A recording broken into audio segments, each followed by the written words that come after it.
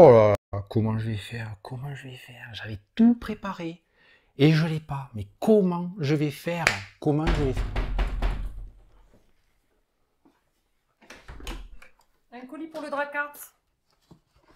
Merci.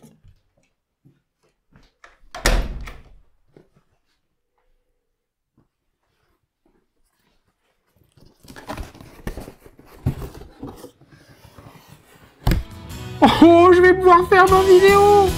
Et bonjour et bienvenue sur un Dracart! Après ça!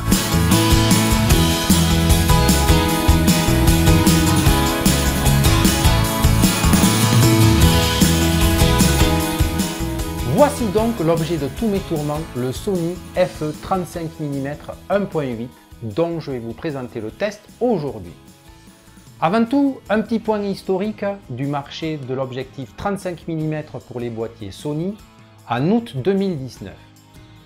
Il y a deux principaux lots. Dans le premier, on va trouver le Zeiss Distagon 1.4 et le Sigma Art 1.2. Les deux sont aux environs de 1500-1600 €. Si le premier pèse déjà ses 700 grammes, le second fait bien son kilo. Pour les budgets plus moyens, on va trouver le Samyang Autofocus 1.4 et le Sigma Art 1.4. Les deux sont aux environs de 650 grammes. Dans le deuxième lot, des objectifs au format pancake avec le Zeiss Sonnar et un Samyang Autofocus. Si les deux sont effectivement des poids plumes, ils sont moins lumineux que leurs concurrents puisqu'ils n'ouvrent au maximum qu'à 2.8. En conclusion, il n'y a pas d'objectif qui soit à la fois lumineux, léger et pour un budget moyen. C'est pour rassembler tous ces critères que Sony a sorti son 35 mm. Tout d'abord, avant de passer au test proprement dit, quels sont les intérêts d'un objectif 35 mm? Eh bien, il est plus large que notre perception et donc nous permet de commencer à embrasser l'invisible. Il offre moins de déformation qu'un grand angle, permet de commencer à exclure, inclure pour garder du mystère dans nos compositions, autorise la photo d'intérieur spacieux ainsi que de pouvoir rester proche du sujet tout en gardant du contexte. Faisons une courte parenthèse sur les spécifications de l'objectif. Il a une longueur de 73 mm pour un diamètre de 66 mm. Il possède des boutons AFMF et Focus Hold. Il ne pèse que 280 grammes et propose un diamètre de filtre de 55 mm. Pour ce qui est de la résistance aux agressions extérieures, Sony le donne étanche à la poussière et à l'humidité. Cependant, il fonctionne très bien directement sous la pluie. Attaquons maintenant avec le chapitre du piqué de l'image.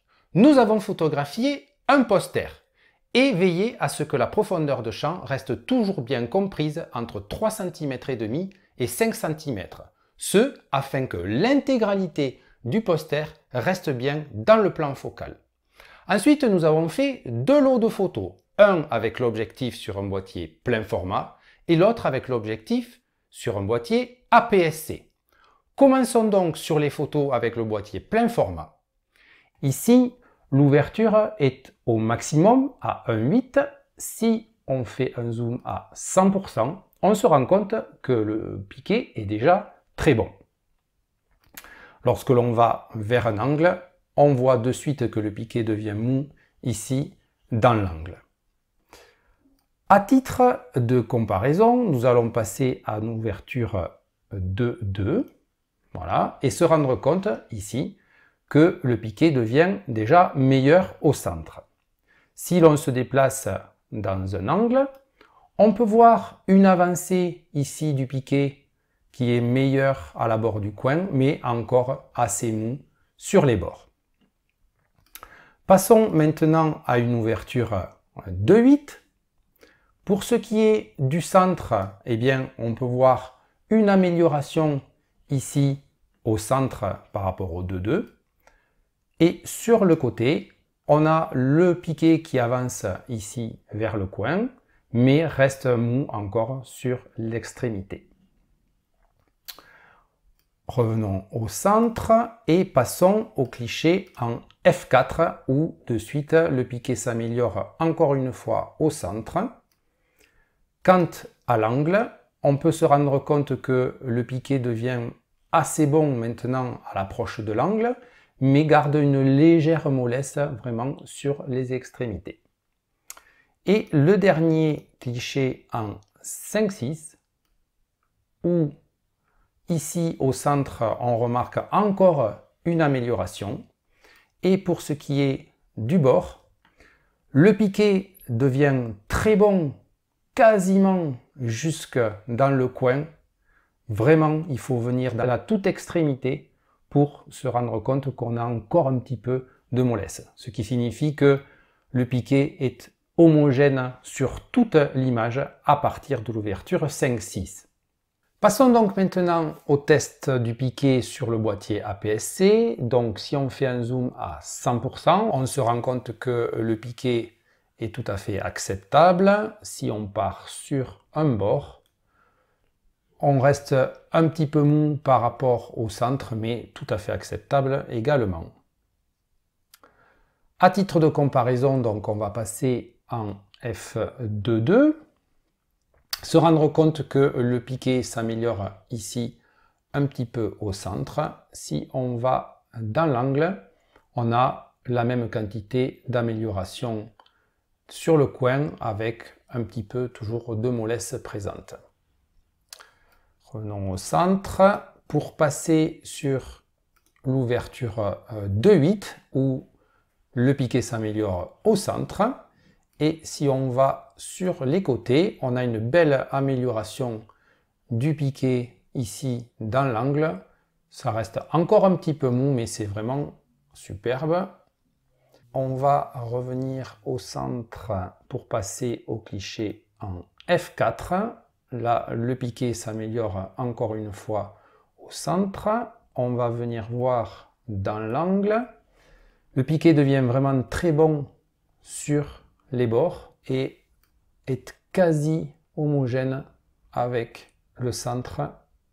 Il manque encore un petit chouïa. On va voir ça avec le 5-6. Donc au niveau du centre, on a quelque chose d'assez similaire. Pour ce qui est de l'angle, ici en 5-6, effectivement, on a une homogénéité du piqué sur l'image à partir de l'ouverture 5-6. Allez, on passe au focus. Tout d'abord, nous nous sommes intéressés à la distance minimum de mise au point. Pour cela, nous avons passé l'appareil photo en MF et réglé sa mise au point sur minimum. Ensuite, on approche doucement un objet vers l'appareil photo jusqu'à ce qu'il soit en focus, puis on mesure la distance entre le capteur et le plan de mise au point. Dans le cas de cet objectif, on peut lire 21 cm. Deuxième point, l'angle maximal d'utilisation de la bague de mise au point. Ici, pour aller d'une extrémité à l'autre, environ 150 à 160 degrés. En troisième lieu, la respiration de l'objectif ou focus breathing. C'est la capacité de l'objectif à conserver les proportions dans l'image, quelle que soit la profondeur de mise au point. Ici, que la mise au point soit faite sur l'avant-plan ou l'arrière-plan, on se rend compte que les proportions sont très bien conservées et donc pas ou peu de focus breathing pour cet objectif. C'est à présent le tour du test Eye et Face Tracking. Le boîtier a été mis en mode manuel photo, l'autofocus en continu et le bouton de mise au point est maintenu pressé pendant tout le long du test. On peut se rendre compte que le couple A7 III Sony 35 mm sont absolument redoutables quant à traquer les yeux et le visage. Ils ne les ont pas lâchés une seule fois pendant tout le long du test. Passons maintenant à la mesure de vitesse de mise au point. Nous avons fait plusieurs tests, le premier dans une ambiance de lumière non pénalisante et le boîtier réglé sur sa vitesse de mise au point standard. Que ce soit la mise au point en avant-plan ou en arrière-plan, on remarque que cette vitesse reste toujours assez rapide. Le deuxième test à gauche nous a amené tout naturellement au troisième test à droite. En effet, dans une ambiance de basse lumière, l'autofocus peine à faire sa mise au point. Une fois le boîtier paramétré sur une vitesse de focus rapide, nous retrouvons les performances que nous connaissions en ambiance de lumière non pénalisante. Tout dernier test de l'autofocus, nous avons mesuré le bruit émis par celui-ci. Les valeurs évoluent entre 6 et 13 dB, ce qui nous ramène à un niveau sonore d'une cabine d'enregistrement et nous permet de conclure que cet objectif est parfaitement silencieux. Il est temps maintenant de passer à l'étude de la vignette et de la correction de profil. Pour ce qui est de la vignette, je vais vous passer une courte animation qui montre une vignette assez présente à la pleine ouverture, mais qui va disparaître en grande proportion dès les premières fermetures du diaphragme. Comme ici, lorsqu'on passe en 2-2, puis 2-8 et 4, et disparaître en 5-6. On le refait dans l'autre sens, 4, 2-8, 2-2 et 1-8. Corriger la vignette en post-traitement est quelque chose de très aisé, et nous allons le voir tout de suite avec la correction de profil. On se retrouve dans Camera Raw pour la correction de profil et plus précisément dans l'onglet correction de l'objectif. Il suffit de venir cocher l'option activer le profil de correction pour voir comment Camera Raw résout la faible distorsion présentée par cet objectif. À noter que dans les profils d'objectifs, Camera Raw reconnaît directement la Sony 35 mm. Pour ce qui est de la vignette, on se rend compte qu'une vignette résiduelle est encore là malgré l'application de la correction de profil. Et ce, si l'on compare cette photo au même cliché pris en ouverture 5.6. Si l'on souhaite faire disparaître tout ou partie de cette vignette, il suffit de pousser le curseur vignettage vers la droite dans la proportion désirée. Dans ce chapitre, nous allons parler du rendu esthétique de l'objectif, à savoir le flair et le bokeh. Pour ce qui est du flair, nous avons mis en place un test un petit peu méchant, puisqu'il utilise une petite source de lumière dirigée directement dans l'objectif, et ce sans pare-soleil. Le test s'appuie sur une vidéo durant laquelle, stop par stop, nous allons fermer le diaphragme. Ici, à pleine ouverture, nous pouvons voir de suite le voile du flair se mettre en place. Puis, petit à petit, des taches de lumière apparaissent concentriques au centre de la source de lumière. Elles sont de plus en plus précises et abondantes alors que l'on ferme le diaphragme. Notez également ici le type de sunstar que l'on obtient sur les plus petites ouvertures. Pour ce qui est du flair, étant donné la dureté du test, on peut dire que l'objectif le gère très bien en conditions d'utilisation plus communes. Au sujet du bokeh, puisqu'il est basé sur une notion de goût et artistique, je vous laisse vous-même juger des résultats obtenus, d'abord en situation de jour, puis de nuit.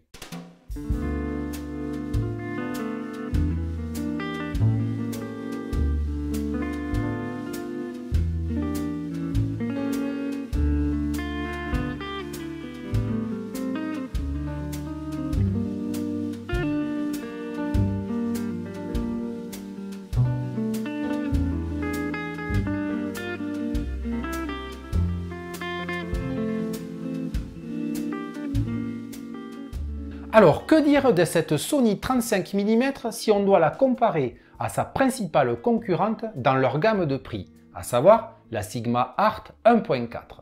Eh bien, la Sigma va l'emporter sur le domaine du piqué et sur la luminosité de l'objectif. Cependant, pour l'autofocus, il faudra bien penser à faire l'upgrade au dernier firmware pour en tirer tout le bénéfice, ce qui n'est pas le cas de la Sony, puisque nativement, son autofocus est déjà précis, rapide et silencieux. Pour ce qui concerne le poids, la Sony l'emporte là aussi puisque 380 grammes les séparent. En résumé, on pourra dire que la Sigma gagne le prix de l'excellence en photo pure, mais se positionne en retrait pour ce qui est de la vidéo. Pour la Sony, on peut faire de très bonnes photos et gagner le prix de l'excellence pour la vidéo. En attendant la sortie de nos prochaines vidéos, pensez à télécharger notre extension pour Photoshop DraCarts Post Pro en suivant le lien dans la description ou le lien vers la vidéo qui passe en ce moment en haut de l'écran.